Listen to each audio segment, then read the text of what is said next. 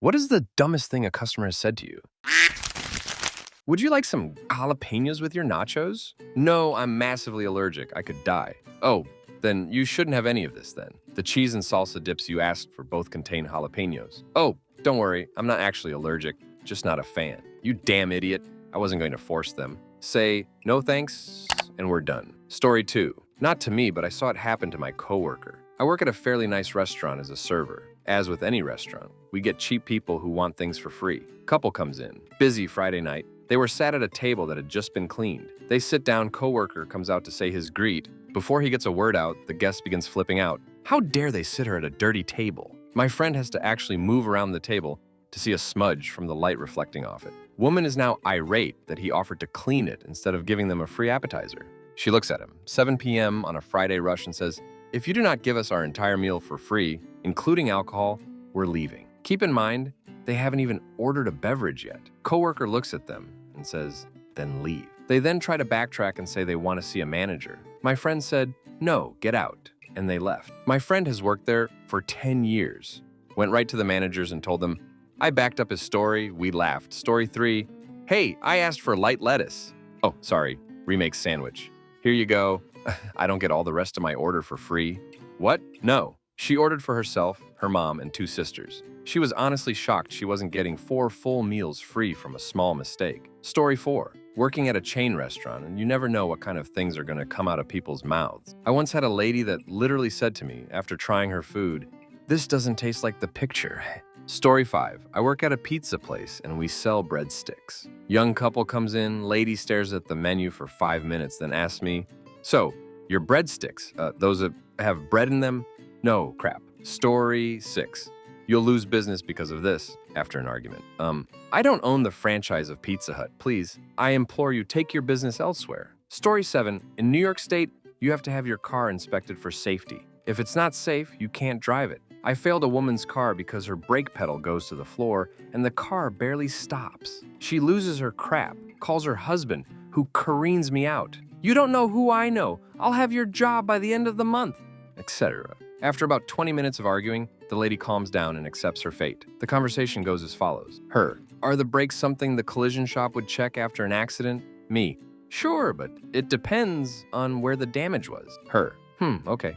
I just got my car back and they didn't say anything. I crashed into a building because the brakes didn't work. Me: weird. Story 8. In high school, I worked at BK, which was next door to a KFC. I was at the counter and a man came storming in with a paper bag in his hand. He leans over the counter and yells, "You gave me ducking coleslaw." I was taken by surprise and didn't really understand what was going on, so I asked him, "Sorry, did you say coleslaw?" He proceeds to yell, "I just came through the drive-thru and I ordered mashed potatoes and I got coleslaw." It took so much self-control to not laugh in his face. I kindly told him, "Sir, this is Burger King." His eyes got wide, he looks around, walks out. I hope he got his mashed potatoes. Story 9. I am a flight attendant, and for some reason, people on planes don't know what black coffee means. I'll take a black coffee with cream and sugar. Me: silence. Story 10. Phone company call center here. Customer: I want my entire bill credited to 0. Me: we show. Your service was on and working for the entire bill period. May I ask why you want a credit? Customer: I didn't have any power, so I couldn't use my service. Me: our phone service continues to work when the power goes out in your neighborhood. FYI, traditional copper landlines do work during outages. Plug in a corded phone and you're good to go. Quite a few people don't know this. Customer: oh, but it was just my house that was out. I forgot to pay my power bill. Me: I'm sorry, ma'am, but we cannot credit your phone bill due to non-payment of your electric bill. Customer: well, can I get credit for being a good customer? Customer's history shows 6 denies for non-payment in 8 months. Me: facepalm. Story 11. I worked on the subway when I was 16. A customer asked me the difference between the turkey and ham. I told her the ham was made from pigs and the turkey was made from turkey. She did not like my answer. Story 12. Lady ordered fries with no salt. She comes back and complains, "There's no salt on my fries." People are saying she probably wanted fresh fries. We had salt packets out by the napkins. Story 13. Hey, I'm on your website, and this item that's on sale says it's online only. Do you have any in stock in your store? No, we don't, because it's online only. But it's on sale. Why can't I get it in your store? Because it's online only. Story 14. Lady called to complain about her burnt pizza. I asked for her name, but couldn't find it among the night's orders. I asked when she ordered, and she said, "A week ago." I asked the obvious question, so why didn't you call back then? We went on vacation. I hung up. Whoever came up with, "The customer is always right," must not have worked with actual customers.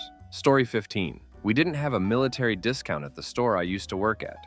Once this giant of a man tried to convince me to just make up a military discount for him. He even mentioned a few times that it was usually 10%. He was persistent for a good 5 minutes, despite me repeatedly reminding him that it would get me fired. Then finally he leaned over the counter, stared me right in the eyes and said, "How do you live with yourself? You're stealing people's money. How do you live with that?" Then he kept pressuring me to answer how I lived with myself, as if he really needed to know. Story 16. Worked at a swimming pool store. Lady asked why she couldn't put salt in her steel above-ground pool. Told her salt is corrosive to metal, so it would destroy the pool. But steel isn't metal. I would have understood if she was just being pedantic and pointing out that technically it's an alloy of iron and carbon. But no, she just thought it was something else, I guess. I basically just ended with, "It's going to rust, don't do it." I would bet she did it. So glad that after years of trying to explain this to people, I've gotten the chance to tell this story to an audience. I just can't explain how rage-inducing her confusion, stubbornness on the whole matter was. How do you not understand the concepts of corrosion or metal as a 40-year-old? She was destroying $5,000 to $6,000 basically. The frustration still boils inside me like 6 years later. Story 17. I worked at a gas station in Pennsylvania. We don't sell alcohol in gas stations due to the liquor laws in the state. When told this, a customer remarked, "Oh yeah, you're all Amish up here, aren't you?" I said, "Yes, sir. Genuine Amish cars at genuine Amish gas pumps outside, too." Story 18. I was working the self-checkout lane when a customer asked me why his onions weren't scanning through properly. I walked over and saw that he had typed in the word onions. He went on to insist that our machine was the problem and that his onions should have been free because they weren't scanning. Story 19. Hey, can I get a drink for free? No, you cannot. I did once pour 2 shots in front of a customer when asked if she and her friend could have free shots on her birthday. I drank them both in front of them and then moved to the next customer. Story 20. Do you guys have to go containers? Yes, we do. Here, I'll grab you one. Is that for a beverage or your meal? Oh, that's okay. I can make this work. Walks out with restaurant plate. Story 21. Worked for a pizza chain. Order was wrong. Me. I'll tell you what. How about I give you a coupon for a complimentary pizza next time? Customer. I don't want no complimentary pizza. I want it for free. Story 22. I worked at a zoo as the person who sold tickets. This lady stood in this long-ass line full of people waiting to buy tickets. And when she finally got to me, she stared at the big board with the prices for an uncomfortably long time, then at me and said, "Do you know what price the seniors membership for the science center is?" This woman got off the train at a stop called Zoo, walked through this tunnel with pictures of animals and a voice on a loop that recites animal facts, stood in a long line in an area with animals projected on the wall, stared at a huge board with a picture of a lemur on it, and asked someone wearing a shirt that says City Zoo for the price of a place that just so happens to be on the same street. Story 23. So I work in museum building that's a small part of the museum complex. A lady walks in and I ask, "Have you purchased a ticket in any of the other buildings?" She said, "No, but I'm just here to look around." That moment my brain kind of short-circuited, but somehow managed to reply, "Well, you can look around this main lobby, but you have to pay to go in further." Story 24. Not necessarily something they said, but something I've had repeatedly happen. Person insists that they are celiac or allergic to gluten, demands everything be made gluten-free. Sure, I have no problem with that. It's not something you can control, no problem. Person then orders a beer. Right. Story 25. Mechanic here. When I started as a lubie, I had a customer come in and say we installed his oil filter too tightly. He was attempting to change his oil at home and couldn't get the filter off. He came in ranting and raving about how it was too tight, and as a mechanical engineer, he should be able to remove it. I walked over, grabbed it, twisted it off, looked at my coworker and said, guess I'm smarter than an engineer." Story 26. I'm looking for a book. It's purple. She then went on to a tangent of where she saw the book and had no information otherwise. My mother's experience working at Barnes & Noble. Story 27. I was stocking bananas. A woman came up to me and said, "I need a bunch of 5. So I kind of mumble, "Oh, okay," and move out of her way so she can pick and choose her bananas as she likes. I continue stocking and I notice she has not picked her bananas and she's staring at me. Eventually, she says to me, "Just take 2 off of the bunch you're holding." Like, woman, I'm not confused because I'm incapable of performing basic arithmetic. I'm confused as to why you felt the need to interrupt my work and why you couldn't pick your own bananas like an adult. Story 28. Didn't happen to me, but my sister shared this gem with me. A guy walked into the fast food chicken place she worked at. This restaurant was located on a semi-busy street with a bunch of other fast food places. The guy walks up to the counter and is fishing around for money in his pocket. Sister, hi, welcome to Chicken Place. What can I... Man, double cheese. Sister confused. I'm sorry? Man, double cheese. Sister turns to menu board, located above the register. Sir, we have... Man interrupts. Double cheese. How hard is that to understand? My sister is annoyed by this point. Just rings up his order for the one thing closely resembling his odd request. 2 sides of macaroni and cheese. She puts the 2 small bowls on his tray and hands it to him. Man, what the hell is this? I said, double cheese? At this point, the manager comes up to the counter, asking the customer if there was a problem. Man, yeah, I asked for a double cheese and got this crap. As he points to the 2 bowls of macaroni and cheese. Manager, this is what you wanted? Man, no, I wanted a double cheeseburger. Manager, annoyed, starts pointing to the board, yelling, chicken, chicken, chicken. Man finally realizing, oh, this isn't famous fast food with golden arches? Story 29, I am allergic to seaweed. Someone said that to me when I was a sushi chef while at the sushi bar at a sushi restaurant. Do you know who my husband is? When a military officer's wife is caught shoplifting. No, ma'am, but please tell me who. Story 30, had someone ask for a prune tree. Spent 10 minutes telling him that he meant plum tree. He wouldn't listen, so I told him they were outside next to the raisin plants. Story 31, I work for a water utility.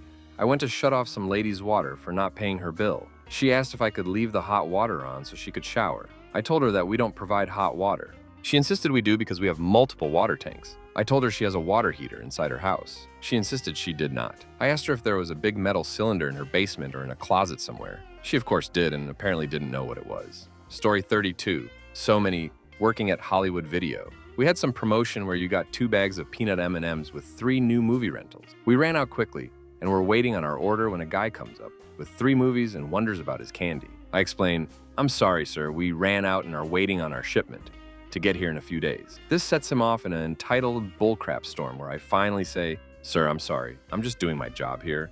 I have nothing I can do for you. To which he replies, you know who else was just doing their job? Goebbels. That's right, I'm apparently as bad as Joseph Goebbels because I ran out of M&Ms. Minus working at Home Depot when a guy comes up to me and tells me he needs some woodcut. I say no problem and walk over to the saw. He hands me a 2-page list of exact measurements and tells me her building a deck and needs exact cuts. I explain our saw is more for fitting lumber into a car or projects that don't require exact cuts. It takes off about 1/8 of an inch and our tape is estimate. He loses his mind and explains he doesn't have a saw to do himself and doesn't understand why I can't just cut all 30+ prices using a package saw from the shelf. Working at a storage facility, I had to put units that went unpaid up for auction after 3 months of no payment. We called every 3 days if we didn't get a hold of the person, then every week after not receiving a payment, but speaking with the tenant. I get a hold of a guy who is always in auction status and inform him that unless he pays, in 2 more months, his unit will be auctioned off. I ask him if he understands. He says yes. We have this conversation again and again for 2 months until it finally gets sold at auction. He comes in 3 days later and says someone changed his lock. I explain his unit sold at auction, and someone else had rented the now empty space. Dude goes ballistic, calling me names I've never heard of before and says, why the duck would you sell my stuff? I remind him that I've called him every week since his unit, his auction status, and he said he knew it would be sold. He says, I thought it was just a scare tactic to make me give you money. I didn't think you were gonna sell it. I almost had to call the cops because he kept almost coming behind the counter. Those are just a few gems that stand out in my mind. I've got plenty others. Story 33, walks into a computer store, stands in front of a 7-foot-tall display with no less than 26 different models of laptop on it, and asks, hey, do you guys sell laptops? I almost said no. Also, I want a 2.4 gigahertz hard drive. Watt. After about 10 minutes, he frustratedly points at a laptop. A hard drive. The man drove there himself. Story 34, actual phone conversation. Me. Movie theater. How can I help you? Customer. I'm looking at your website and it says your 5 o'clock showing for movie is sold out. Are there still tickets available for that? Story 35, patron. I need to find chicken collars. Me. Chicken collars? Patron. Yeah, collars for chickens. Me. I'm not sure those exist. Patron. Well, I thought if I put collars on them, that would make them pets and I can have them inside the city limits. Me. Maybe there are some cat collars or something that would work. You might want to check a pet store. Story 36. I have a retail job and special promos show up at the bottom of the receipt as just a totaled sum that's knocked off the total price. It's annoying as duck because other discounts are itemized. So I have these customers who ask why I've not put the discount through. I try to tell them that it's at the bottom, but I always end up pulling out a calculator and going through it with them. We get to the last 2 or 3 items, and you just see this look of horror as they realize they were wrong. I feel kind of bad for them. Story 37. I worked in animal care at a small local theme park. I was cleaning the Genet's cage, a small 16-inch long cat-like animal, and I dumped a giant 50-pound bag of mulch on the floor. I turned around to get a rake to spread it, and the wide-eyed, open-mouthed woman outside the cage watching me said, "Is it gonna eat all that?" Story 38. Worked at a clothing store that was popular with teens. A spoiled tween came to the register accompanied by her mom and laid out easily $500 worth of clothing, probably around 20-plus tops, 5 pairs of jeans, a jacket, shorts, sandals, etc. As I'm ringing up this absurd amount of items, another girl, I assume the first girl's friend, joins the tween and her mom. As she approaches, I realize the friend must have recently underwent chemo. She was probably a tween as well, completely bald and frail. She approaches the girl and her mom with a single tank top. Friend, is it okay if I get this? Mom, sure, but Susan needs to put back one of her items. Daughter, no way, Mom. Profanity-laden verbal assault on her mother ensues. Don't ring it up. Mom decides to purchase about $500 of clothes for the daughter, while the cancer-stricken friend returns the $10 tank top. I continue despondently ringing everything up, hating the world. Story 39. Opening the store in the M. A woman is waiting at the door. As soon as I turn on the lights, she starts rattling the door. I unlock it and reach for the open sign. She barges in. Are you open? Your sign is not on. Proceeds to give me a lecture on how it should be lit if we are open. A week later, the same woman is waiting for me to open. This time I flip the sign before I unlock the door. She came in and yelled for 5 minutes how the sign was on, but the door was locked. Sometimes you can't win. Story 40. 2 stories. One from fast food, one from retail. Fast food drive-thru. I started with the customer, but when they began to get particularly belligerent about the fact we could not customize their sandwich in a particular non-fattening way, the assistant manager took over, informing her we literally did not have the necessary resources to accomplish what she wanted. She told him, "You, sir, are the reason Americans are fat.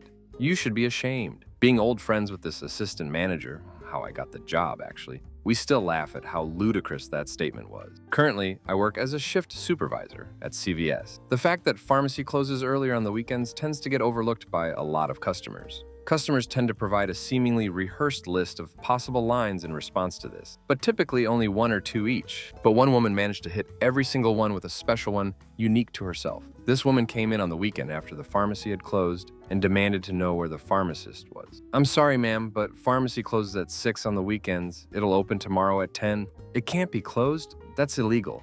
I'll call the cops." Stunned confusion. "Oh, I assure you that it is not illegal for a pharmacy to close for the night. I need my prescription.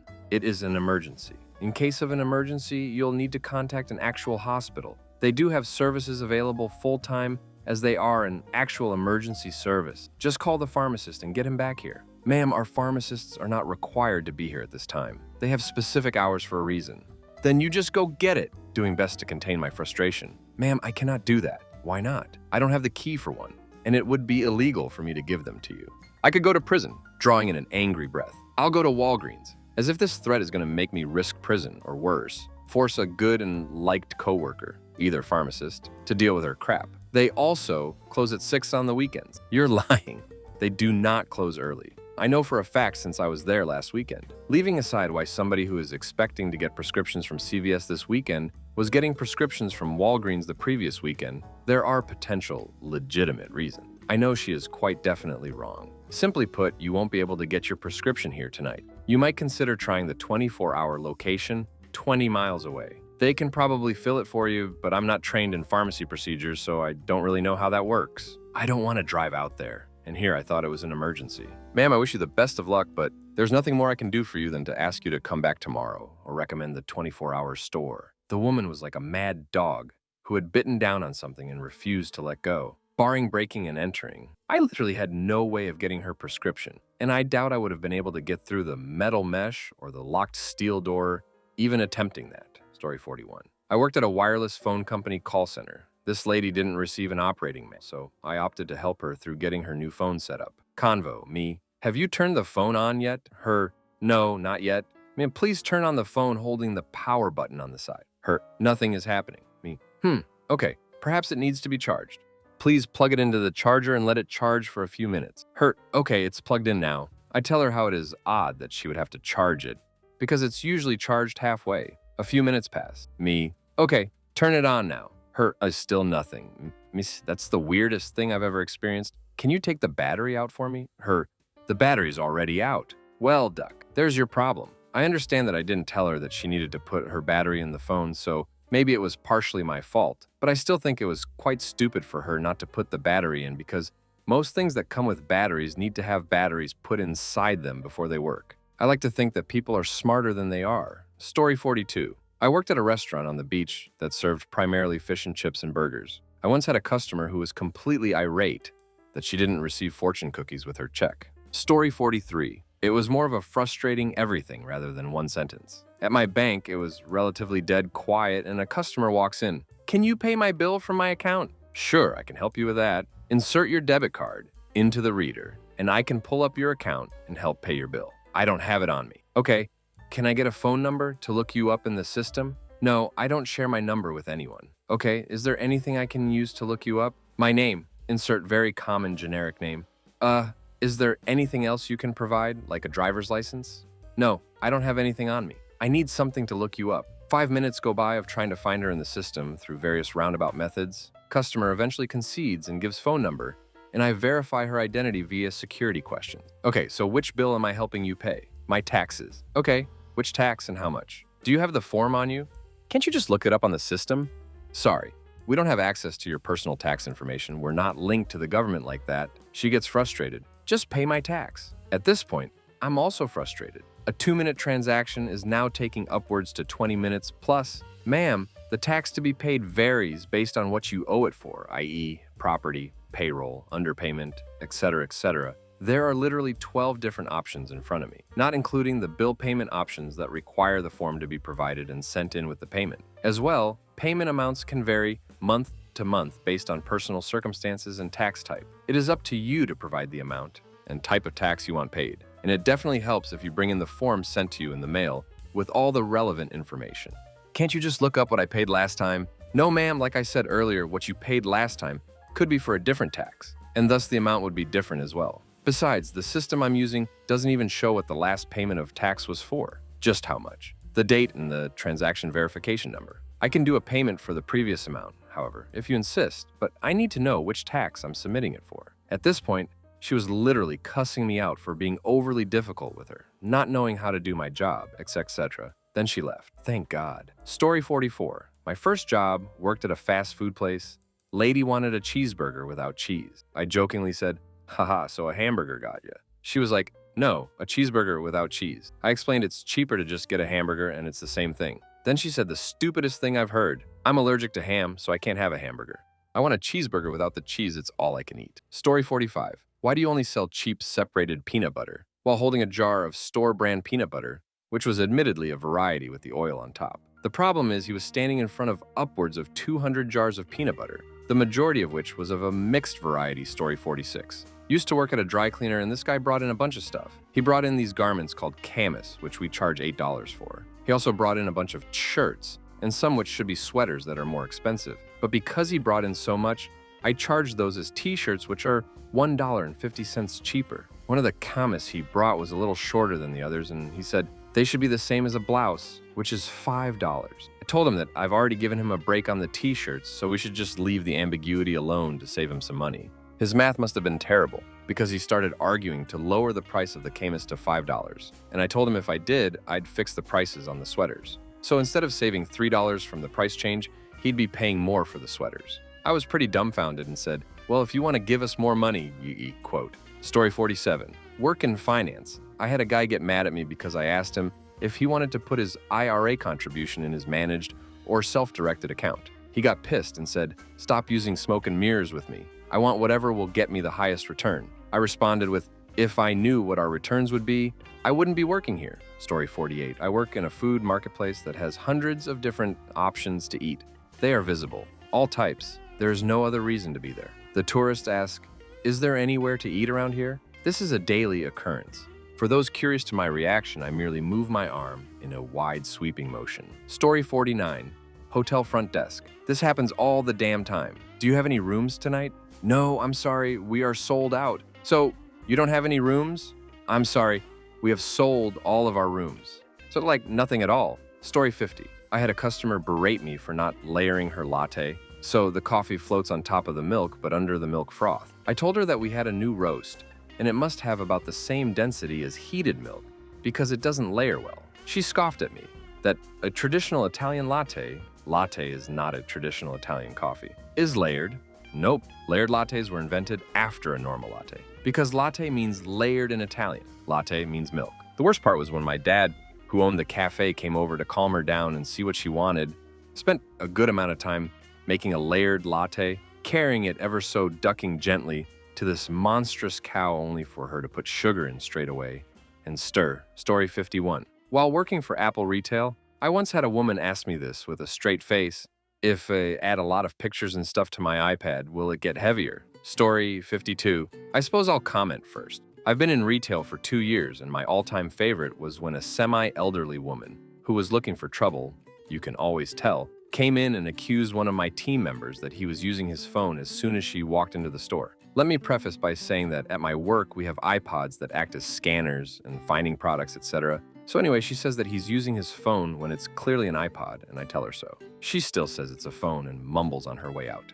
I had to stop myself from laughing at her complete ignorance. Story 53. I used to do pest control on the side. By far the dumbest I've ever had was a 10-minute argument about force fields. I crap you not. This woman barely spoke English and was probably from a country that still had pirates. I enter her home, and I'm straight to work. This woman then refuses to pay because she can't see the force field like in the commercials. Then calls back because the flushing agent in the chemical brought out her roaches, then refused to pay ahead of time, even though we discussed her paying over the phone. I called every pest control company nearby, and you know it's bad when Orkin tells the little guy, yeah, she ducked us too. Then, a morbidly obese woman tried to pass off her sweaty feet lint as mouse droppings, so the office wouldn't write her up again over her hygiene issues. Bonus. The coolest was a badger I had to fish out from under a very nice old lady's house. I crawled under her house with the best gloves, jacket, and motorcycle helmet I had, which were all garbage by the time I was done.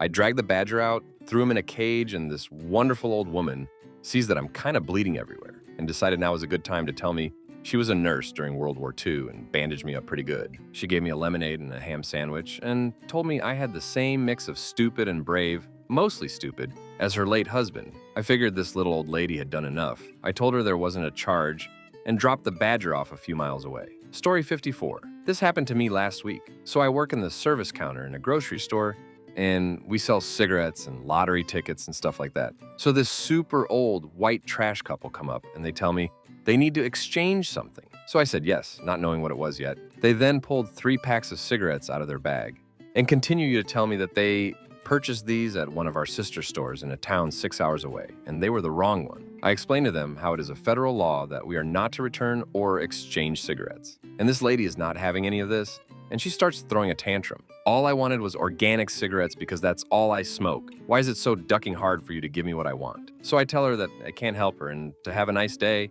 and as she is walking away, she's calling me a Karen. She also tells me to go duck myself. I go to tell my front-end manager about them, and while I'm up there, they come back in and go straight to my manager and they start telling him about how the Karen at the service counter won't exchange her cigarettes. And my manager tries to explain to her that we cannot exchange or return cigarettes, especially since they came from a store in a different town. So my manager's like, well, it's illegal to return cigarettes, so we can't help you. And that's when this lady says, well, it should be illegal to sell somebody the wrong cigarettes. And let me tell you, my manager and I laughed about that the rest of the night, and we bring it up almost every day.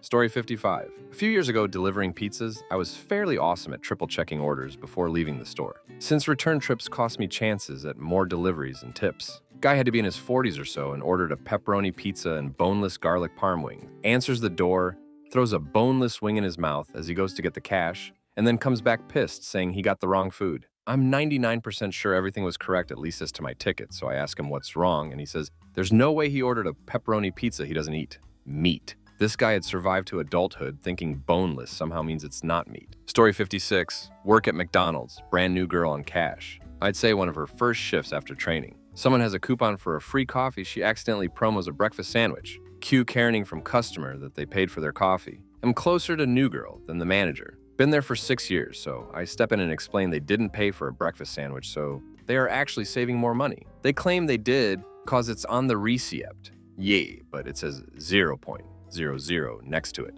But I paid for it.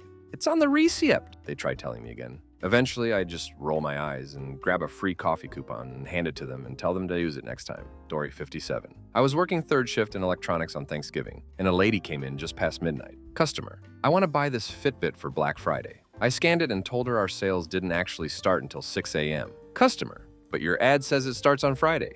Me, yes, at 6 a.m.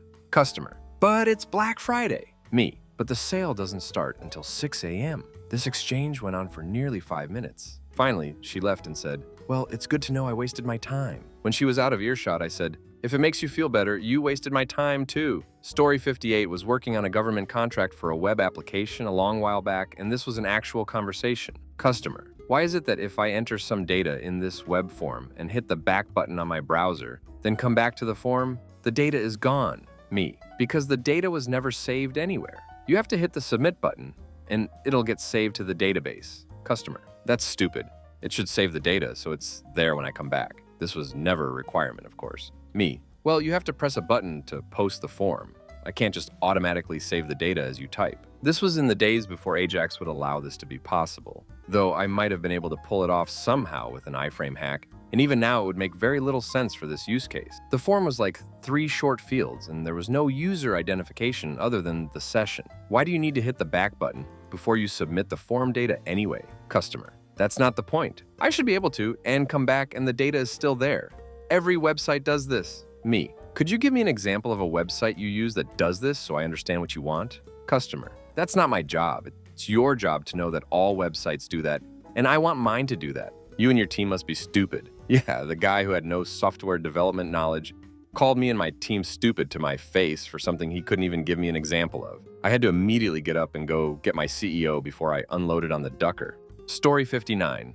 Working at a video game store. Woman comes in with son. I'm returning this. Presents me with a PC game, which upon further inspection has so many scratches on the disc, it looks like it had been used on a DJ table. Me, feigning surprise. Whoa, what happened? It came out of the box like that, my manager overheard, and came over for a look. She gives the customer an odd look. We don't sell used PC games, so that's impossible. Maybe there was an accident with your machine, or did your child drop it? Woman gets uppity. My computer is fine, and my kid knows better. While she says this, I noticed her little boy picking empty cases off the shelves, inspecting the empty insides, then dropping them onto the ground before repeating the process. The woman and my manager get into an argument for a few minutes. Boy left a path of destructive curiosity across the Xbox and PlayStation sections, tore a piece of advertising, attempted in vain to remove a locked hook holding expensive headsets, and eventually sauntered back to his mother to start talking screaming, over the argument that he wants a D.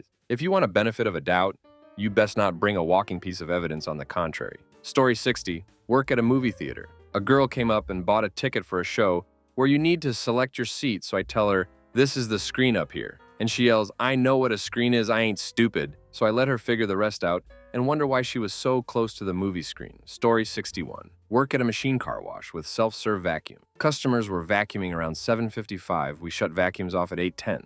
So I'm doing my normal routine and telling these customers they have about 10 minutes left to vacuum before they shut off, giving them a 5-minute buffer if they dilly-dally or whatever. Told one customer the 10-minute warning. He said, that's ducked up, man. You should have told me that before. I bought my car wash. I should get as long as I need. I said, sir, we close at 8 o'clock. We have lives too. If we didn't, that we would be here until 10 o'clock waiting for you to finish. He says, well, you should at least give us some warning before you shut them off. I reply, that's literally what I'm doing right now, sir. F Story 62. I work at Coffee Chain. Handed a lady an iced caramel macchiato, a layered drink with the shots on top of the milk and ice. You all know the drink. She comes back a second later and says, there isn't coffee in this. I can't taste the coffee. She didn't stir the drink and the shots were still sitting on top. I, speechless, took her drink and swirled it a few times to mix the espresso with the milk and handed it back. Like, what the duck? Story 63. I work in IT support and I asked a customer if they put their laptop in a docking station. They said no, just this thing that holds the laptop and connects to the power and monitor and stuff. Story 64. So here I am working cashier at Kohl's on a Tuesday afternoon. That morning it snowed, so 2 other cashiers call off for the day. No extra cashiers means lines get long. My line in particular had about 4 people in queue. All of the sudden, an older woman waiting yells, "Do you even know what you're doing?" And I turn and apologize for the wait and continue to scan items. I call for assistance, knowing good and well no one could come to assist just to appease the lady. After scanning one more person through the line, she was next. Clearly impatient, she looks at me and shakes her head with disappointment. Once I was about halfway done with the transaction, I hear the loudspeaker click on. "Can someone help us for the love of God? We are in the women's area, I think. Can someone—" It was the lady. She grabbed the pay and tried to call assistance while also trying to call attention to her Karen personality. After hanging up the phone and calling the manager to remove her, she dropped her stuff and left. Story 65. I was working in a copy shop in high school, and a woman brought in a black and white picture. She then asks me, "Could you print this in color for me?" I had to take a moment to figure out how I was going to tell this 40-year-old woman that you couldn't put color where there wasn't any before. Story 66. Another favorite of mine. Customer walks over to the ink wall, looks a little puzzled. I walk over, "Hi, you okay here? I'm not sure which ink I need." "Okay, can you tell me your printer's model number?" It's HP." "Okay, do you remember anything else?" I said, "It's HP." "I understand that, but we have two 16-foot by 6-foot walls of ink and you narrowed it down to one entire wall. Because all of these on this one are HP. Which one's cheapest?" "Doesn't work like that. If you use the wrong ink, it may not fit. If it does, it could break your printer. Can you call anyone who might be able to tell you the model number?" "No, and it's really inconvenient to get here.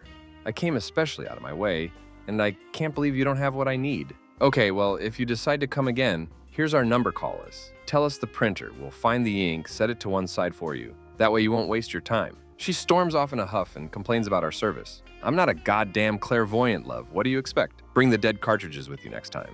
You absolute cocksocket." Story 67. Was working the fitting room at Hollister during my teenage years. We are about to close up, so the music is turned off. There remains a single girl in the fitting room, and as I am folding clothes about 3 feet away, a loud smack sound is produced. And behold, a sensor is residing between my feet. The girl is somehow oblivious to the fact that the sensor she just pried off the shirt to steal had bounced under the fitting room door and landed directly below me. I alerted my manager, who called security, and as the girl was leaving her fitting room, security was waiting for her. The moment she laid eyes on them, the first words out of her mouth were, "I didn't do it." Her mom was called, and the girl tried telling the mom that I was trying to frame her. The real cops eventually came and searched her purse, only to pull out 3 flathead screwdrivers of different size. I can still feel the shockwave in my bones as her mother connected the most vicious slap I've ever witnessed upon her thieving daughter's face. Reminded me later on of that scene in the Tyler the Creator music video for Domo Genesis, when he slapped a girl of one ethnicity and she re-enters the camera frame as a different ethnicity.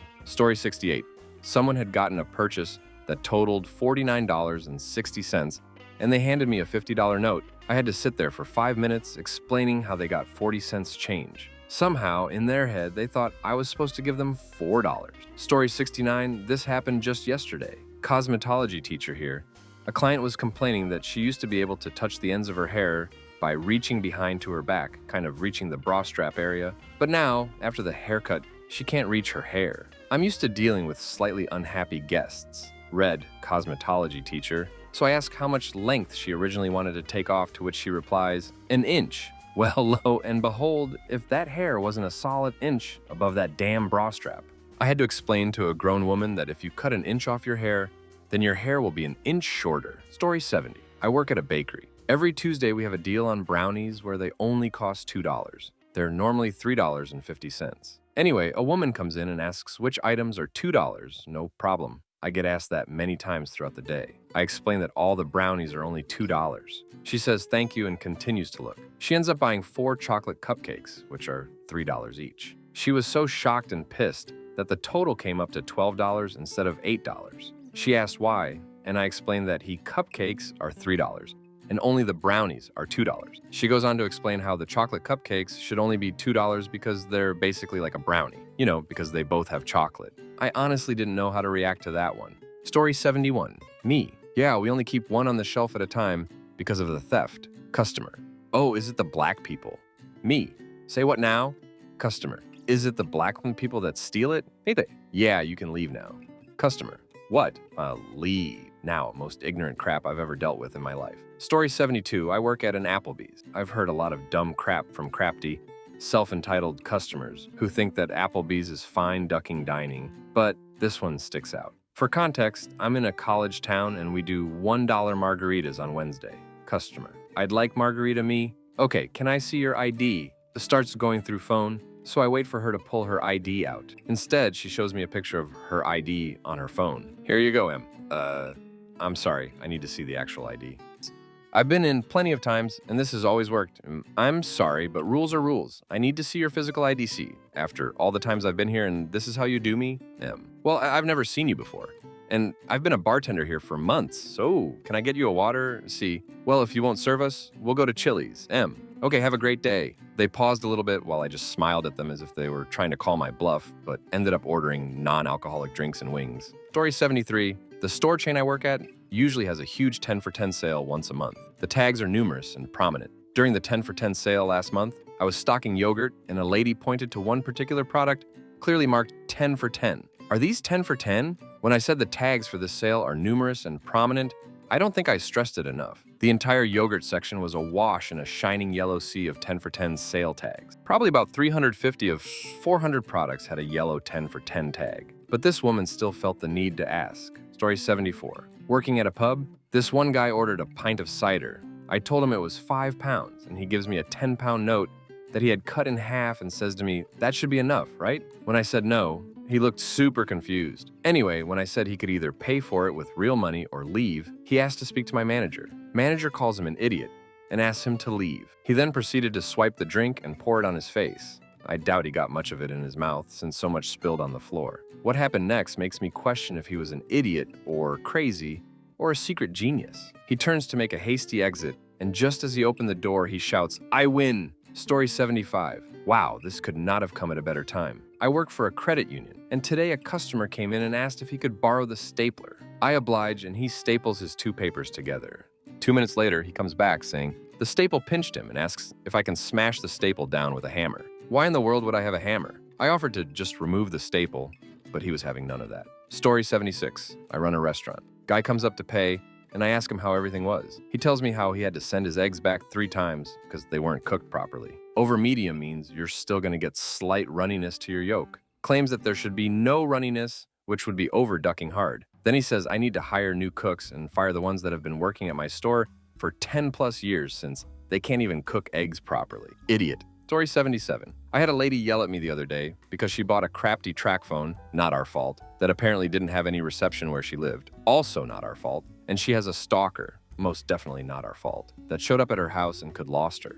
She should sue the company. Go for it, lady. But it's all our fault because we carry that particular phone, along with 10 other prepaid phones and multiple contract phones. Oh, story 78. Not to me, but to a coworker as well. I was there, though. I work at an IT support center, and we get a lot of calls for people accounts and logging and everything. So after verifying creds for this one client, my coworker proceeds to give him the temporary password for him to change it to a personal one. CW, your temporary password is 789. Go ahead and log in and change it. Client, how do you spell $sign? CW, no, you don't spell it. It's the symbol above the number 7 key. Hold shift and press 7, client. How do you spell shift? CW, minus. This continued until the client was able to log in. Apparently the client was also not that old. Coworker said that they sounded like early 30s, but we still don't know what happened. Story 79. When I was 18, I had a job doing customer service for a mobile phone company. A customer called up and complained that his new phone wasn't very mobile and could he have a longer lead for it. He thought that the phone was only as mobile as the length of the power lead it came with. Another one, a few years later while working at an ISP, a customer called in the UK and wanted to know why he couldn't connect to his connection in the UK's wireless internet from his house in France. I think his response was, I'm paying for internet. It should be available wherever I go. Story 80. How much is 10%? A person walked in the shop door interested in some cleaner concentrate. Asked how much to use and I said 10% with water. He called several times over the next day to check the mix rate, eventually saying to me, if I have 100 liters of water in my tank, how much is 10%? After holding my breath a bit, I explained that what 10% mean. A pause. Then he asks, so how much do I put in the 100-liter tank? BTW, the answer was 10. And I referred him to a competitor as a better option. Sent him so mad he rang me to complain and demand I never refer people to him again. Made my day story 81. Not mine, but from my dad, who's a mechanic. Lady wants to know why there's a loud banging noise coming from her trunk whenever she turns, brakes, or accelerates. She had a loose bowling ball and literally nothing else back there. Another person wanted to know why there's wind noise when going down the highway with the sunroof open. Story 82. My old store added a keypad lock to the restroom to try and stop some of the substances, usage, prostitution happening inside. A woman asked me for the code, so I gave it to her. It's 4 numbers. She shrieks at me, "Why is it so ducking complicated? You shouldn't put your customers through this." I will take my business elsewhere, and I just stared at her, trying really hard not to laugh. Story 83. I used to work as a butcher, and I had a middle-aged woman who was so obviously high as crap ask me, "What's the blue stuff on the meat?" The blue stuff she was referring to were stamps to show the pieces of meat were inspected and approved to be sold. Although myself, noticing how high this woman was, decided to mess with her. I said, "What blue stuff are you talking about?" Her eyes widened, and she looked me in the face and said, "You're ducking with me, right?" I said no, and she booked it out the front door. Never laughed as hard at work than I did that moment. Story 84. When I worked at Kinko's, I had an angry customer claim he had the power to get Kinko's shut down because of his connections to the computer industry. Yeah, I'm sure Mr. Random Computer Programmer had the power to shut down a massive nationwide conglomerate. Story 85. Customer called the Italian restaurant I work at and said, "Hey, just wondering if you guy got pasta, like spaghetti and whatnot." I told him I'd ask and put him on hold. Story 86. I work at a higher-end department store. Each department has their own phone and extension. I'm working, it's busy. Phone rings. I answer the usual, "Hi, department name Procrastinator speaking. How can I help you?" "Hey, so I bought these shoes like last week, but they don't fit. Can I return them?" "Yes. Just bring them in with your receipt and you can return them no problem." "I don't want to bring them in. Can I just return them over the phone? I have my credit card ready." "What?" Story 87. I work in a hotel, and "I didn't know" is a very, very common response to things. "Hey, it's 4 in the morning and this is a hotel. Maybe don't have a rap battle in the hallway." "Oh, I didn't know." "What?" "I caught a woman pissing in the stairwell." "I didn't know." "I dragged a couple out of our public washroom mid-coitus." "Oh, I didn't know." I hate people. I really do. Oh yeah, and of course there are the people, homeless and not, who just walk in off the street and lie down on the furniture in the lobby. "What? I can't sleep here? I didn't know." Oh, story 88. My first real job out of high school was working at a fast food Italian place in eastern Tennessee. I'm not proud of working there as a native New Englander that appreciates authentic Italian food. But anyway, my first couple of nights working there, I was getting used to the cash register and dinner rush hits. Things are going relatively smoothly. This older lady comes up to me and orders a baked spaghetti, and I ask a relatively simple question, "Would you like meatballs on that?" She stares at me with the most perplexed/confused face I've ever seen and says, "No one has ever asked me that before. Do you want meatballs or not? It's not that ducking difficult." Story 89. After prices went up 50 cents at the fast casual restaurant I worked at. "Wow, you really raised the prices, didn't you?" "Oh, you couldn't have raised them much more. You really should think more about the customer." "Yeah, lady. It was totally up to me. The one at the register, not corporate. Now take your $7 lunch and GTFO people in customer-facing jobs. What's your best story about an angry customer being put in their place?" Story 1. I work for an organization that helps cancer patients and their caregivers. My area tends to help people with their insurance concern, from loss of coverage, due loss of employment, to anomalies within insurance plans. I take calls and try to find ways to answer all their questions and help them get insured or at least treated. November 2013. A gentleman is calling from Texas. He has this rough voice that sounds like a mix between an aging rancher and a very imperative sergeant. His wife was diagnosed with stage 4 lung cancer with metastasis to her brain and spine. Her employer was unable to keep her in their plan and was about to dump her. He's retired and trying to find other coverage options as Cobra will be too expensive for them. She's still in treatment and he doesn't want her to worry about it. I gather info and try to provide him some options. The Cobra will kick in December, but she will qualify for a plan from the Affordable Care Act, ACA, and would be able to obtain very generous tax credits, making some plans as low as $10 per month. I start mentioning the AKA, and he starts an angry speech about it. I let him finish. Why? This is particularly common, and you need to understand. They are afraid. A family affected by cancer has this huge question mark in their future. Uncertainty is the enemy of human relationships. People deal with their grief in different manners. Some cry, some go into an addiction cycle, others get angry. I allow him to use me as a punching bag for a moment. Time to continue helping him. I try to help him, providing him the no AK scenario. It is grim. Cobra might bankrupt them. They have some savings, but these might disappear quickly. I share some resources that might help him. He writes everything and asks for explanations, what to do, who to talk to, what kind of questions he needs to ask. I give him all the details and try to be as clear as possible. At the end, I ask him, "Sir, you have seen how the options would be under Cobra. Would you like me to share the options that a plan under the AKA and the marketplace could do for your wife? He snickers and says, sure, not expecting anything good.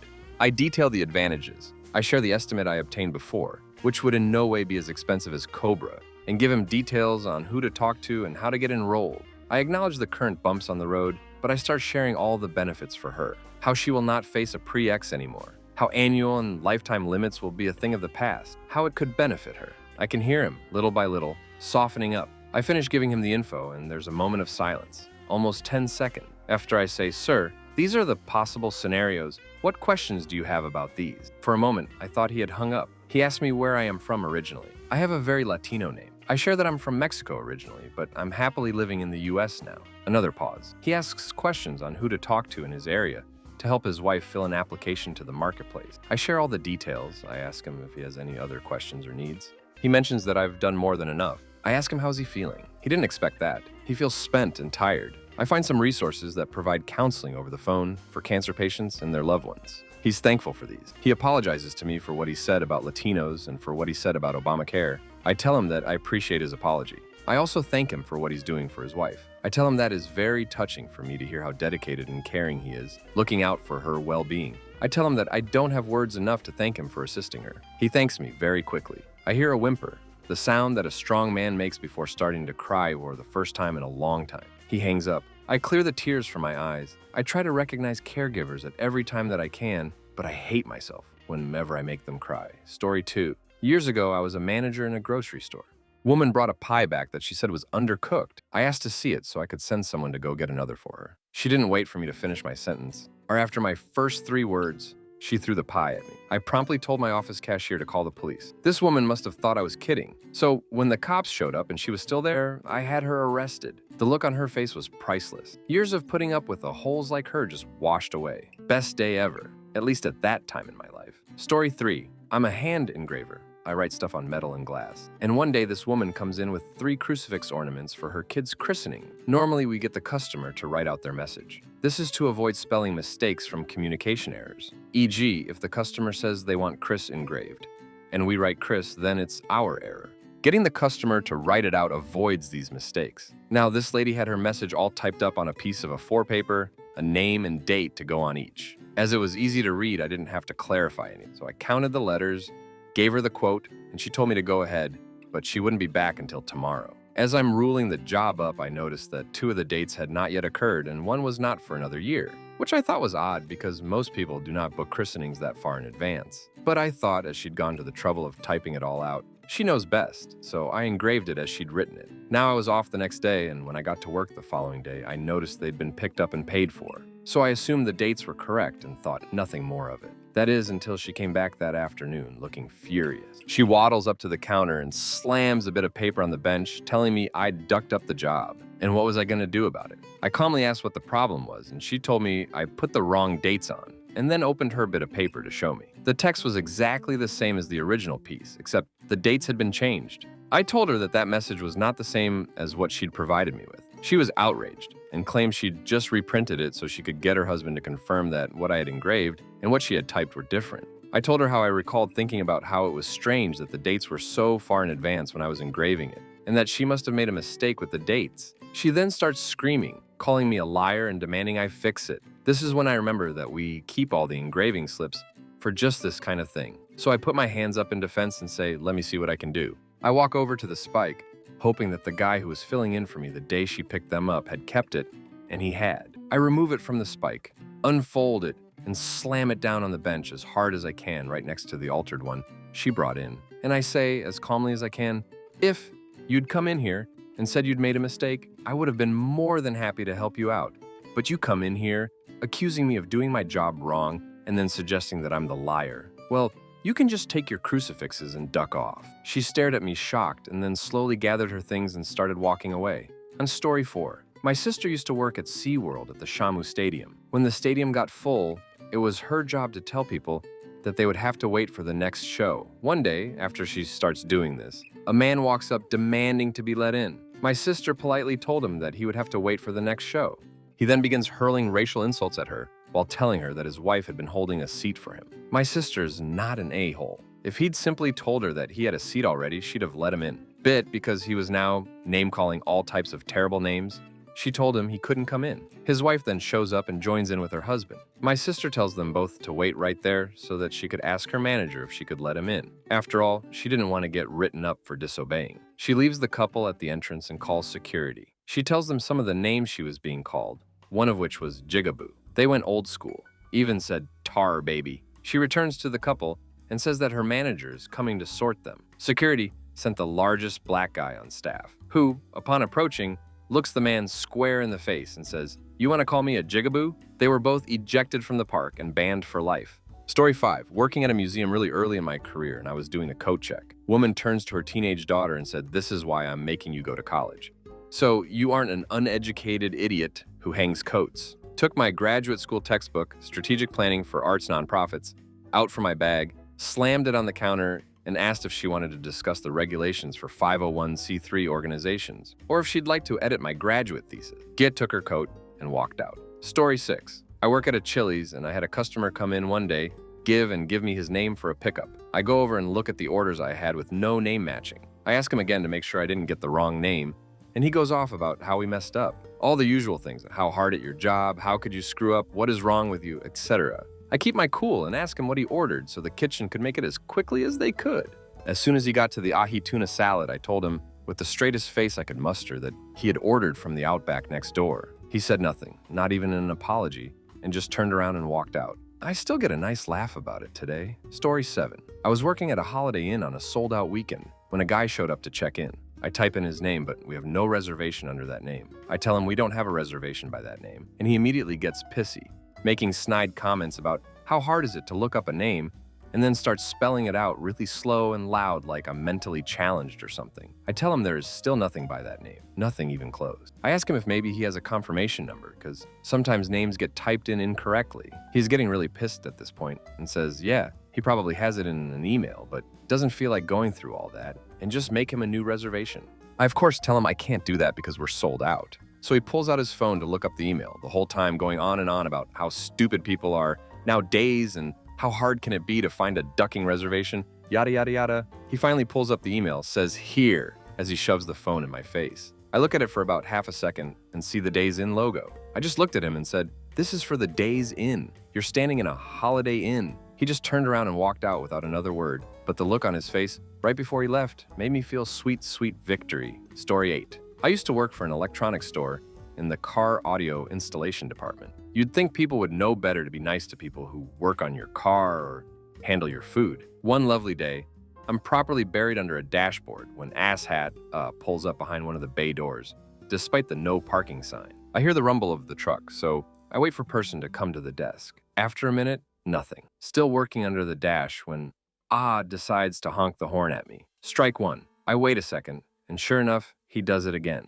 I slowly walk out and politely ask him to move his vehicle to the parking spots off to the side, and I'd be happy to help him. He began talking in an upset, loud voice, saying he was told to pull around back and he is in a hurry. He said he wanted a radio and door speakers installed.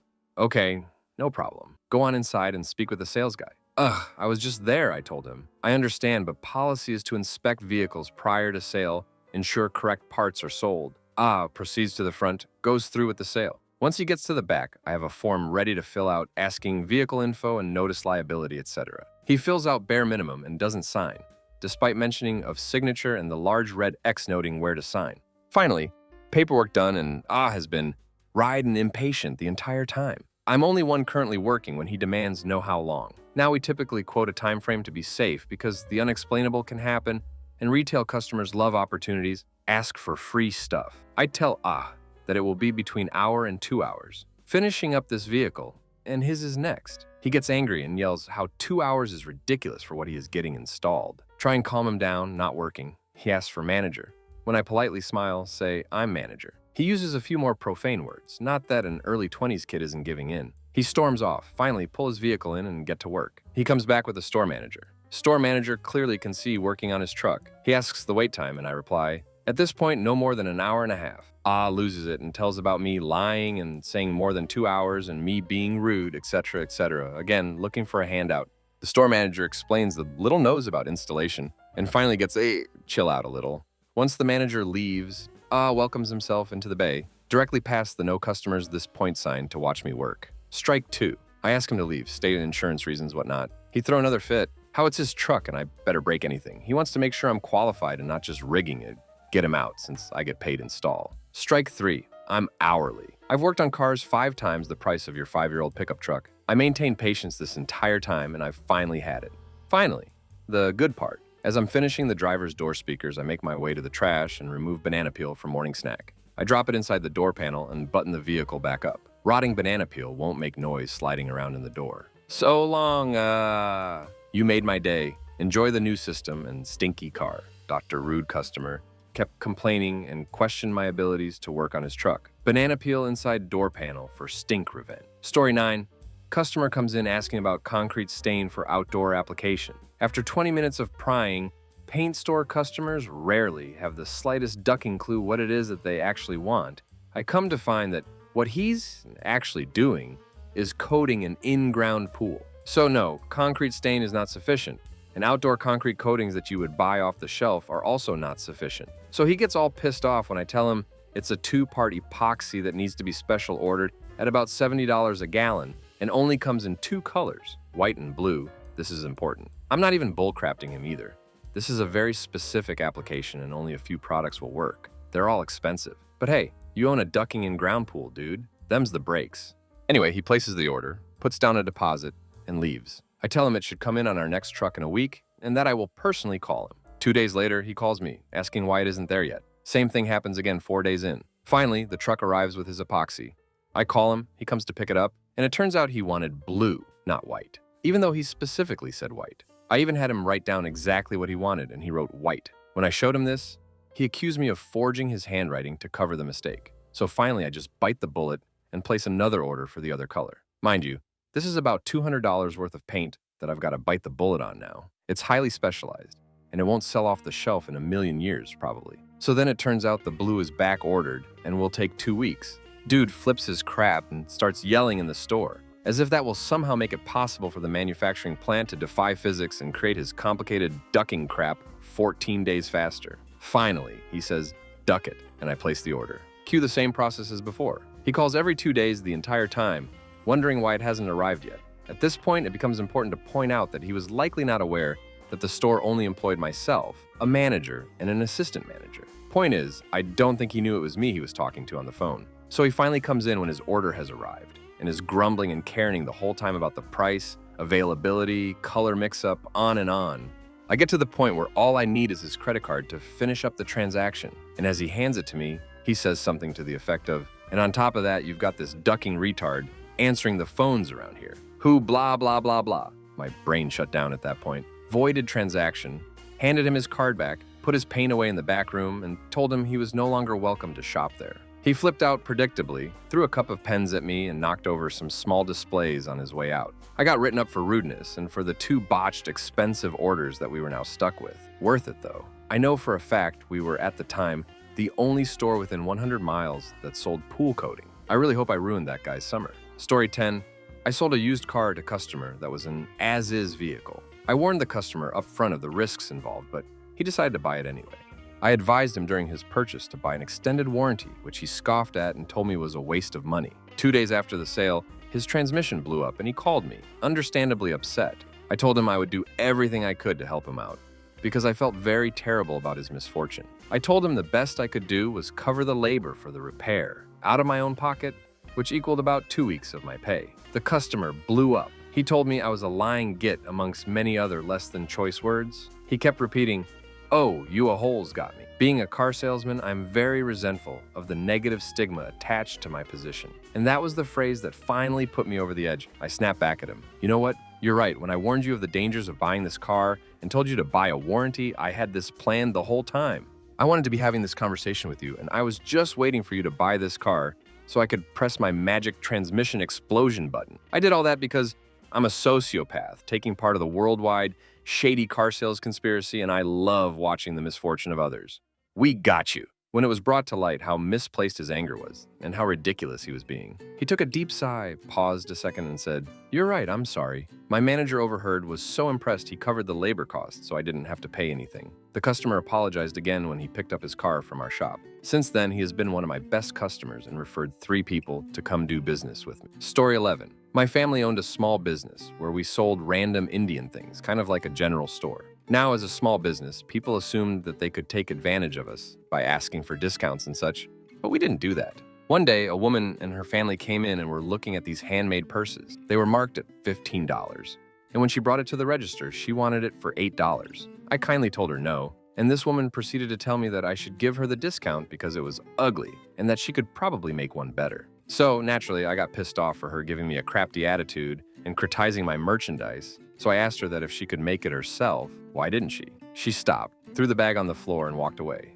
I called her a Karen as she walked away, and her husband apologized to me as he picked up the bag and handed it to me. Duck that lady. Story 12. I used to work in retail a few years ago. One day, a lady came in to buy about $600 in clothes. When I was ringing her up, I asked to see her ID for the credit card she used. She quickly got defensive and for some reason decided to call me a loser while going through her bag.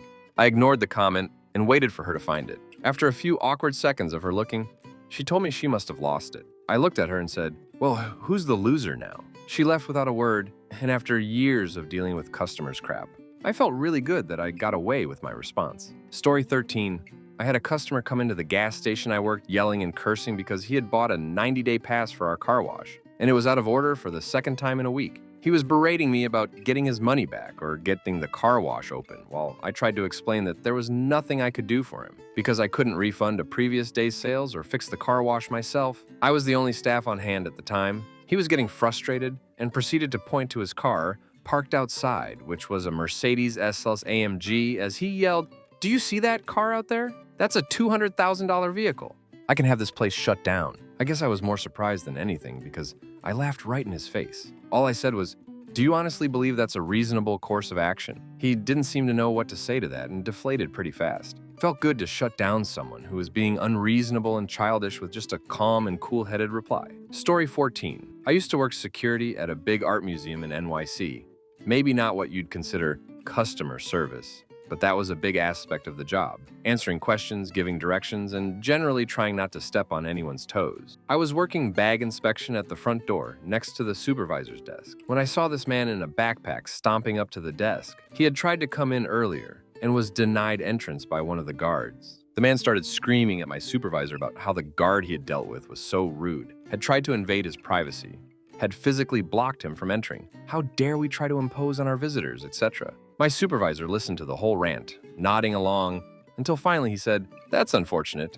I'm sorry that happened to you, but you neglected to mention the part where you spit in the guard's face." Apparently the guy had come in, tried to walk straight past the bag inspection area without opening his giant backpack, and when my coworker held out a hand to stop him, he went berserk and started screaming about invasion of privacy and, spit in my coworker's face, and then tried to come back and complain about it. He didn't get to visit the museum that day. Story 15. I work as a supervisor at Woolworths in Australia, a supermarket for anyone who doesn't know. Supervisors are basically a peg below managers and are responsible for the day-to-day running of the store, e.g. managing breaks, doing refunds, closing/opening the store, and dealing with irate customers. A customer came into the store complaining about the taste of the cigarettes that she bought. Obviously, I was extremely skeptical, but still managed to appear as calm and customer-friendly as possible. This quickly changed, though, after I informed her that we could not provide refunds on cigarettes just because they had a funny taste, as she put it. She asked to speak to the most senior person at the service area, which was me, and then demanded that I escalate the issue to the store manager. I promptly called the store manager, who came down with a crafty look on his face. Apparently, the produce truck had failed to show, and at the current rate, we would have little in the way of fruit and veg for the following day. He stood absolutely stock still as this woman tore shreds out of him. Stony-faced, he told her that he might have something that could help her. As he brushed past me, he muttered, "Call security and have them come to the service desk," and walked out into the aisles. Like the little subservient worker I am, I did exactly as he said and got center security to watch over the proceedings from afar in case she got overly irate. After a short period of time, my manager returned with a packet of Nicorette's stop-smoking aids and tossed them onto the countertop. In perhaps the driest tone I've probably heard, He said, "You can't care about the taste of cigarettes when you don't smoke them anymore." The woman was allowed to take her free packet of stop smoking patches and escorted out of the shopping center by the security guard. I was left feeling quite bewildered by the fact that my manager had just told a customer to essentially stop her careening. TLDR, customer wanted a refund for cigarettes and manager gave her stop smoking aids instead. Story 16. I need to share this. I used to work at a small water park where there were some dry rides up the southern end. There was this 8-year-old kid just being a little crap, pushing in line, climbing up the slide of the playground, knocking other kids' hats off, that sort of bullcrap. I warn him several times and ask him to leave, but he doesn't. I go and ask my supervisor what to do, and he says, "Get the scissors." He means to cut his wristband, without which he can't go on any rides. I call him over and he surprisingly complies, and before he can react, I grab his wrist and cut off his wristband. Naturally, he starts crying like a Karen. He runs off to get his mom and she comes back about 15 minutes later and comes and talks to me, without her son. She asks why I did what I did and I explain the situation to her, and how it is standard procedure. She nods and understands, and knows that her son is a demon child. She leaves, but lo and behold, 10 minutes later, here he comes. He tries to cut in line again, and I stop him and ask him to go back to his mom. His first reaction was to punch me in the balls. Oh crap, no, he didn't. My supervisor sees and immediately calls security. Apparently his mom saw too, and she comes running. She doesn't say anything to her child, but goes and tells the supervisor to scare him. When security arrives, 30 seconds later, they grab the kid, whirl him around, and handcuff him. He's crapping himself at this point. They grab him and take him off in their golf cart. A few minutes later, they return, and the kid has obviously been crying, and hard. He jumps out of the cart and runs straight to his mom, who grabs him and walks out. People watching were stunned, but amazingly, and I crap you not, some applauded as they went off. Best day of work I have ever had. Story 17. I work at a Lowe's, and about half a year ago, I was promoted from cart pusher to an inside lawn and garden associate where I had to learn about various garden equipment. One day, a customer comes in to return a lawnmower. Me, being the new guy and the only associate around to make sure the lawnmower wasn't damaged, we make sure they are in working condition to resell at a discounted price. Apparently, this guy was a regular here, and even more so for my department. I walk up and he asks me, "You the OPA outdoor power equipment guy? You look new. What are you going to be able to do?" I am new, but I've had some experience in diagnosing these mowers. "Let's take her outside and see if I can get her started." He immediately says, "It's not worth it. I tried for 20 minutes, changed the oil and the gas and the spark plug, changed the pull starter, and even checked the carburetor. It chokes every time and dies out. Besides, it would be easier to get my money back because you're a new guy, and I really doubt anyone with such little experience as you could do a damn thing when you don't know how to even start it." Sounds like it's an internal issue. It might be the manufacturer's problem, but I have to check anyways. So I unscrew the gas cap to see it's full. Check the oil tank dipstick to see it's full. I prime it, give it 3 dead pulls to warm it up. I bend down and give it 1 good rip and bam, she starts right up. I look at him and said, "Make sure you clean the blade every once in a while to prevent clogging." Wheeled the mower back inside and let the head cashier know that the mower is fine and doesn't need to be returned. The guy left pissed off saying, "If I have to come back here for the same ducking reason, I'll be getting all of my money back and then some. This is ducking ridiculous." Never saw him again, and it's been half a year. Not to mention this new guy who knows absolutely nothing. Just got a promotion 2 days ago. Story 18. Not me, but as a casual observer who also works in customer service, I felt like giving this receptionist a massive fist bump. I was in the waiting room at the dentist's, and a lady came in with her son and tried to notify the receptionist that the boy, maybe 10 or 12, was here for an appointment. Now already the way she was talking to the girl on the front desk would usually be considered a bit rude, but it was nothing that people in customer service don't have to deal with on a daily basis. The receptionist looks up with an apologetic look on her face and calmly says that her son is not on the list and he doesn't have an appointment today. The lady then starts screaming at this poor girl that they had driven over from an adjacent town for this appointment and that the entire dentist practice was an utter ducking disgrace for not having the time that she had booked. While this was happening, the woman's poor son was looking pretty embarrassed at his increasingly Hulk-like mother, and to be honest, all the other people in the waiting room were awkwardly looking at the ground as well. The lady, now with an uncanny resemblance to Bruce Banner, after stubbing his toe on a coffee table, screamed at the poor young girl that she had received a letter notifying her of the date and time of the appointment and shoved it in the receptionist's face. The receptionist, keeping her cool the whole time, looked calmly back at the lady and stated that the date on the letter was actually 3 weeks away and that it was her who had got the date wrong. Me and another guy who had got up to try to calm this lady down exchanged amused looks, while the lady herself seemed to deflate like a balloon. She turned around, grabbed her son, and left, staring at the floor the whole time. The receptionist handled the whole situation like a champ, and a couple of people even got up to compliment her on how she dealt with it. It's the most satisfied I've ever been after dealing with a customer, and I wasn't even the one who was being yelled at. Story 19. I worked in Central Market Bakery, and people were always getting us confused with our South store and the Whole Foods up the street. This lady comes in to pick up a cake order. Cake for Mary Smith, fake name, enunciating every word at me like I'm an idiot. I go check with our orders. I can't find her cake. Ma'am, what kind of cake was it? A birthday cake. Any other name? No, I ordered it. It's under my name. I go back to the kitchen and call our sister store across town. They don't have it. Go back to the lady. She's tapping her foot and yelling into her phone about how this damn spick is taking forever with my order. I interrupt her without blinking. Ma'am, neither our store nor our sister store has any record of your cake order. Are you sure you ordered it with us? We do get confused with Whole Foods a lot. Yes, I ordered it from this very store. I called and ordered it from you. Ma'am, do you remember what flavor cake it was and whether it had a theme? It was a birthday cake and I ordered it here. She's nearly throwing a tantrum. I calmly walk back to the kitchen. The cake decorator comes running to catch me and walks me back up to our Carini customer. Ma'am, I'm the head cake decorator. I just got off the phone with Whole Foods on South Street and they said that your cake is ready and waiting for you there. She doesn't say anything but stomps her feet like a spoiled child and storms off. Story 20. As healthcare is a 24-hour business, I'm going to count this as customer-facing. I am a nurse working in a city hospital.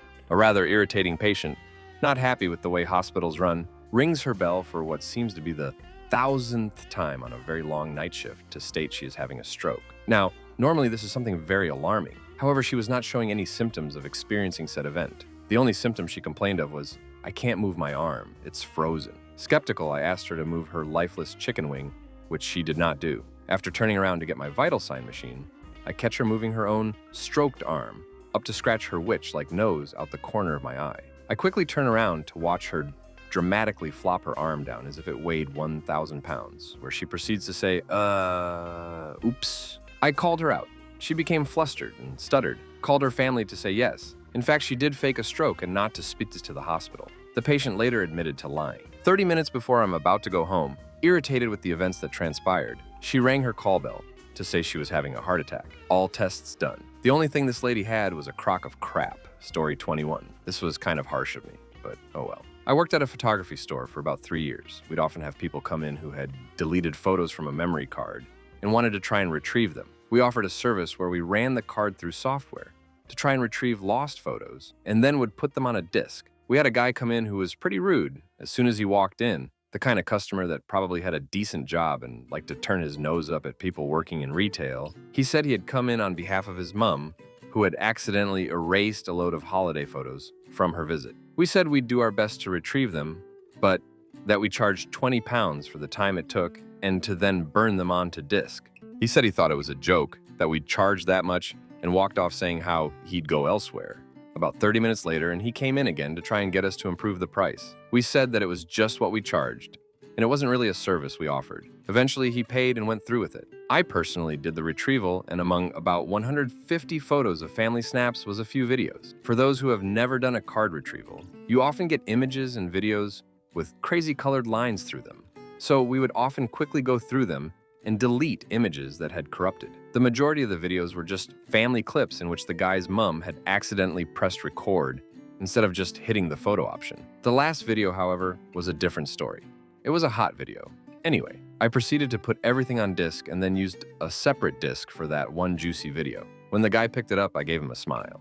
He never even said thanks, but unsurprisingly, he never came back in. Chances are he never saw it and gave it all to his mom. But I can imagine Christmas was all awkward that year. Story 22. I worked once at a guest services desk for a shopping center with a parkade parking garage. This is the kind where when you drive in, you grab a ticket from the machine and on your way out, you put your ticket in another machine and it charges you according to how long you've been parked. The mall's policy was, if someone loses their ticket, they have to pay for a full day's rate, $10. If someone showed me a receipt from something they bought that day, I'd charge them since the time printed on the receipt though, because it was the only way I could get around the system and still keep my job. I stopped doing this because of one repeat offender who thought that she could presume on my kindness and exploit this every day. So after about a week, I started to refuse her, and I explained why. that I had been doing that as a courtesy, but if I do it too often, then my boss will catch on, and not only would I be at risk of losing my job, but I would have to stop doing that for everyone. The first time she got pissy and paid her $10. The next day, however, she tried it again, and I explained the same thing, and she rifled through her purse while cursing and swearing. I stopped her right there. Look, it is not my fault that you lost your parkade ticket. It is not my responsibility to make sure you know where it is at all times. I'm not your mommy. I'm trying to help you in the best way that I can with what I have. I will not stand for you swearing and giving me this stink attitude. If you ever want my help again in the future, you will show me some courtesy. Otherwise, I can call security and you can deal with them from now on for all of your parking-related concerns. And I promise you, if you do to them what you've done to me, they will likely just ban you from the property. She shut up and threw her money at me before grabbing her "Get out of the parkade pass" and huffed away. I didn't let up there. I leaned over the desk and called out very loudly, "You're welcome." The next day, she returned and apologized for her behavior. Story 23. I was working on the loading dock that day, where we load up larger bags of dog and livestock feed for customers who have paid inside. I meet a customer in the parking lot, take his loading ticket for a couple bales of grass hay, and walk over to the small storage garage while he gets in his truck to back up. It starts up, and then I see it, his hand reaching out the driver's side door and casually tossing a small blue bag with a bit of weight to it next to the fence and onto our line of garden soils. I recognize that kind of bag. I recognize what weight it must have had. There's no question in my mind. That was dog crap. I'm giddy at this moment. I have 30 seconds to ponder my thoughts while he backs up, and yet it feels like years. Finally, he steps out of the truck. I've since hauled the 2 bales up to the bumper, but stopped my advance. "Sir, did you just throw something out of your car?" No. "Yes, you did. Was that dog crap? Don't worry about it." "Excuse me? I said don't worry about it." No.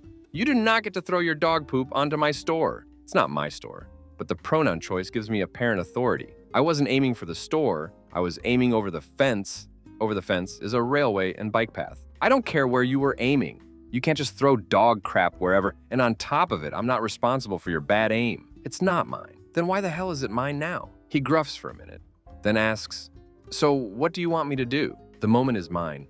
If I move that pallet, will you go pick up your dog crap and properly dispose of it in the dumpster? Sure. And he did. The dumpster was only 30 feet away too. It made my day. The only time in 7 years of working with this company that I allowed myself to chew out a customer with great success. Story 24. I work in a used video game retail store. Think GameStop, but local chain and no new games. We had a pushy lady come in asking a lot of questions with more importance than was necessary. She finally settled on only buying a $3 2-pack of DS styluses. We give her the receipt telling her explicitly, like we do every customer, that you need the receipt for a refund, and we only do in-store credit, no cash. She blows us off in a hurry to leave and return to her no doubt important and D's included life. Well, we messed up by giving her the wrong style of stylus. She had a DSi, and we gave her the original D stylus or whatever. She huffs and puffs and saying, "Yeah, I came in here the other day and bought a DS stylus," while turning to look at me and my coworker's eyes letting him sink in. I honestly forgot it even happened because I don't remember quick, small transactions. She goes on, "I was in here the other day. I bought a stylus pack." I slow her down and ask her what's wrong. "You guys gave me the wrong stylus. This doesn't fit in my DS. I want my money back." I explained to her that we can't give her cash back, but I can swap it out for her if she shows me the receipt. I could feel it coming. I don't have the stupid receipt. I didn't think I would have to keep a receipt for something as stupid as $3. I continue, "I'm sorry, but I can't run the return through without the receipt. I'm never going to shop here again. Your other store treats me better."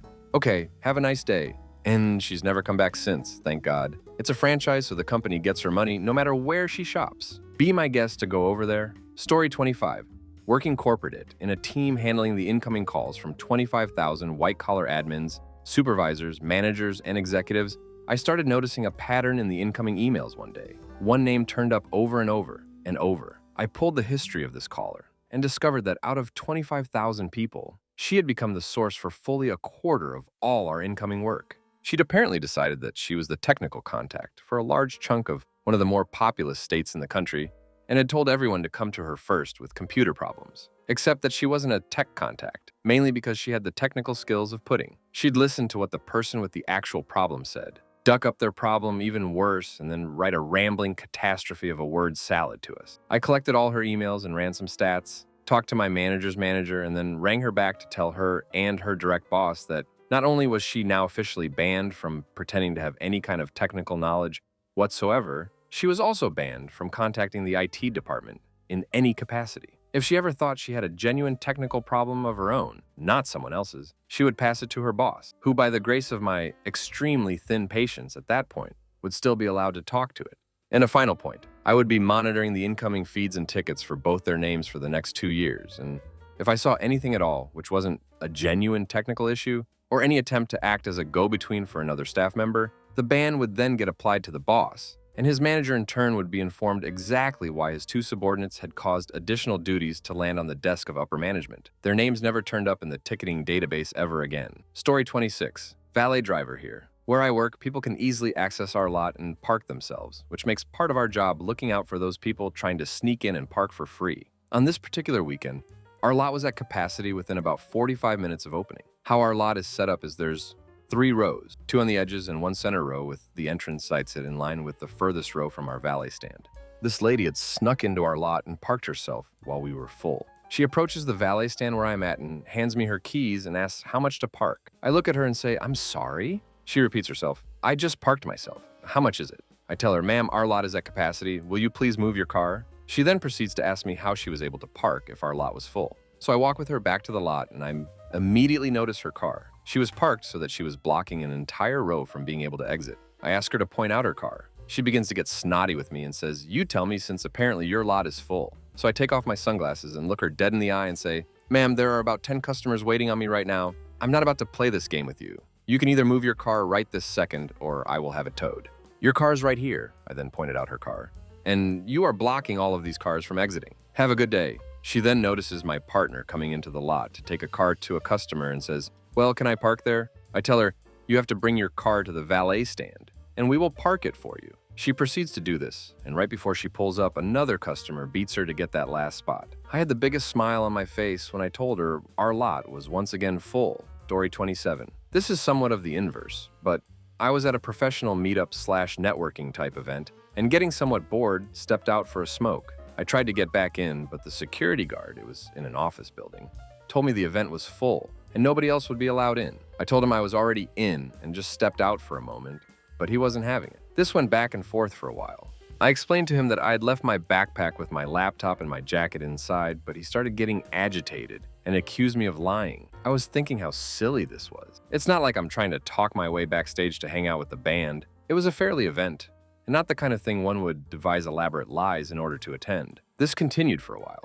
I think I managed to remain calm and polite, but I made it clear I wasn't leaving without my laptop. After 20 minutes or so, and after he quizzed me on what the room the event was in looked like, he begrudgingly made a call and someone let me in. I stuck around for the last 15 minutes of the event. On the way out, I passed the security guard and couldn't quite resist nodding toward my backpack with a smile. He got up from behind the desk and approached me. He told me that it had been a very difficult night, and many people had been trying to get in after the event filled up. He apologized for accusing me of lying and said that I was the nicest person he had spoken to all night. We chatted a bit longer and he started telling me about himself and that he was a spiritual person and that he thought that God smiled through me. I'm not a religious person, but I was touched by the warmth of the sentiment. Story 28. I was working tech support and it was after 5 p.m. After that time, our managers usually start heading home because they work full-time and have a steady time they work. Some angry Karen called up. Karen because she was one, not because she was a woman, and ranted for a solid 3 minutes before I could even get her name. I usually let people rant at the beginning of the call if they want to. I half listen because there is usually no pertinent information in those couple of minutes. After she is done ranting, I try to help her with the issue at hand. I don't recall what it was. After a couple of solutions didn't work, I told her I would be able to make a ticket for her and that she could get further help in the morning. She demanded to see a manager, but there weren't any available to take her call. Apparently, that pissed her off more. And she yelled at me, exclaiming that I was a piece of crap and very unhelpful, even though I did as much as I was allowed to do. She then promptly hung up on me, and I thought that was the end of it. I documented everything from the call. The rant in the beginning, the fixes I tried, the verbal abuse, and her hanging up on me. 5 minutes later, the head of the IT department walks into the call area and tells me that some irate customer called his desk personally and was telling him how I was being condescending, mean, and overall not helpful. I explained what happened, showed my boss the logs, and even had a coworker vouch for me because he was right next to me listening. My boss laughed and went back to his desk. He ended up putting her issue at the back of the queue, like everyone else, and now She is labeled as handle with care in the system. Story 29. I was in about my third year of this retail gig at an upscale sporting goods store. We had our regional manager along with the VP of the whole company in our building at about 7 a.m., sitting in a circle with our small staff/managers. This meeting was about getting ready for the holidays and just overall to see how the store was doing. My whole staff and bosses were super nice 24/7. So we are having this meeting about 2 hours before the store even opens, and some guy starts pulling on the handle to the door. Our store manager goes over and unlocks it and peeks his head out to let him know we open at 9, and immediately we can see that whole situation go south. Arguing and yelling occurs. At that point, the vice president of this 151-year-old company worth billions tells my manager to let him in and walk around while we continue our meeting.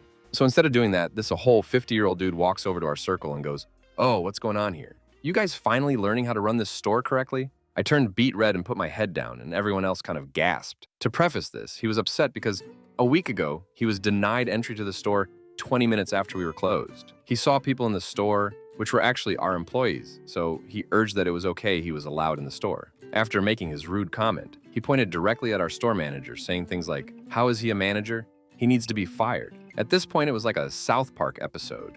Just so surreal this was happening in front of the VP and regional manager. I cringed harder than I ever have before. Finally, the vice-ducking president tells him directly in his face how sad of a human being he is and how much time of ours he wasted in that situation.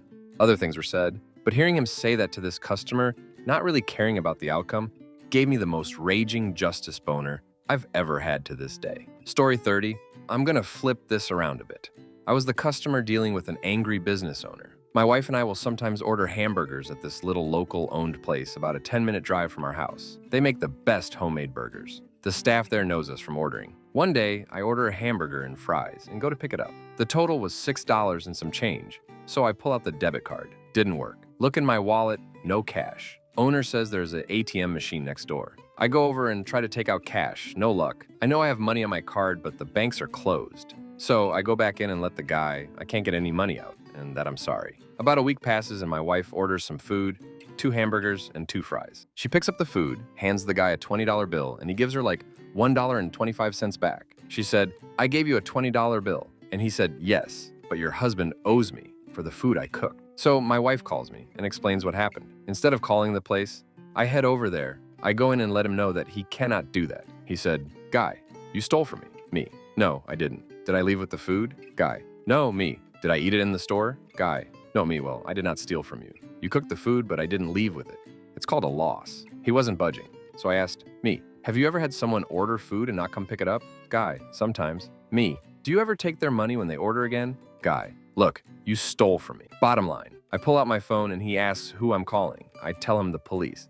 He pulls out the $6 that he owes me and tells me I'm not allowed there any longer. I get my mother-in-law to order the food for me now. Story 31. I worked as a server in an Irish pub in the US for a while. We were one of the only decent bars in a very walkable area, so we were always busy, especially on the weekends. As such, the job was stressful, but I made a ton of money, and I wasn't about to take any crap from drunk-a-holes. One night, almost exactly at last call, 12:30, a guy came in and asked if he could order a drink and then leave it at a table while he went to go to the ATM or something. I can't remember. After last call, customers had 30 minutes to finish their drinks before we closed and kicked everybody out. Legally, we have to take any glassware at 1 a.m. regardless whether the customer has finished or not. This guy had plenty of time then to go do whatever, so I told him that was fine. 12:55 rolls around, and the guy's drink is still sitting there untouched. I needed to clean the table before I could leave, and I'd had a busy, stressful night, and I wasn't about to wait any longer for a hole to come back and chug a rum and Diet Coke, and it seemed pretty clear he wasn't coming back, so I dumped the drink. Dude comes back in at like 12:57 and demands his drink. I tell him I've already dumped it, that legally we can't pour any more drinks after 12:30, and that he shouldn't have waited so long to come back. He demands his money back, $4, and I tell him I can't do that either because I've already clocked out. He calls me a Karen and yells at me for a while, until my manager walks up, a big, intimidating Irish dude with a beard. My manager listens to him yell for a bit without saying anything and then pulls out his wallet, throws a $5 bill at him, and tells him to get the duck out and never come back. The look on the guy's face was priceless. Story 32. It didn't happen to me, but to my old boss and friend. We are both stylists. He is very, very good at what he does. Without a doubt, the most expensive haircut in town, and his schedule was always booked solid for at least 3 months out. His clientele consisted of almost entirely older, wealthy white women. One day, he was about halfway through a cut with a client, and they were talking about the gay marriage drama that was happening in the media at the time. His client was saying some pretty crafty things about gay people getting married and how it would absolutely affect her marriage with her husband in a negative way, or something very similar. Anyway, he spun her around in the chair so they were face to face and reminded her that he had been with his partner for 20 plus years and asked her how them getting married could possibly affect her marriage to her husband. She stumbled and said something stupid, to which he simply told her to leave. Leave my salon. People like you are not welcome here. Get the duck out. She left, upset that half her hair was cut, and I imagine embarrassed because she got kicked out of a business for spewing hate and intolerance. It doesn't end there. My boss was very good at cutting hair. You couldn't simply just go and get another haircut similar to his, at least not around here. But his client tried. She tried several different stylists over the next few months. None could give her what she wanted. So she started writing apology letters to my boss. Not just one, but 3 letters before he finally accepted her apology and allowed her back in the salon. I asked him if she was still saying dumb crap, knowing that he wouldn't hesitate to tell her to leave. He said, yeah, she still says stupid, misinformed crap all the time, but never about gay people anymore.